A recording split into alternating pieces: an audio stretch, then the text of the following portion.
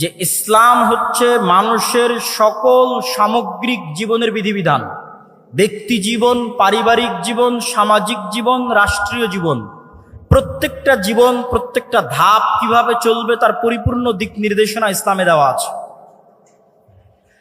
এই পরিপূর্ণ দিক নির্দেশনা সম্পর্কে আল্লাহ সুবহানাহু ওয়া তাআলা কোরআন মাজিদে বলেছেন, ওমাই ইয়াবতাগি গায়রাল ইসলামি দীনা, যে ব্যক্তি ইসলামের এই কমপ্লিট কোড অফ লাইফ থাকার পরে অন্য আর কোনো জীবন বিধান অনুসন্ধান করবে, তার পক্ষ থেকে সেটি গ্রহণ করা হবে না।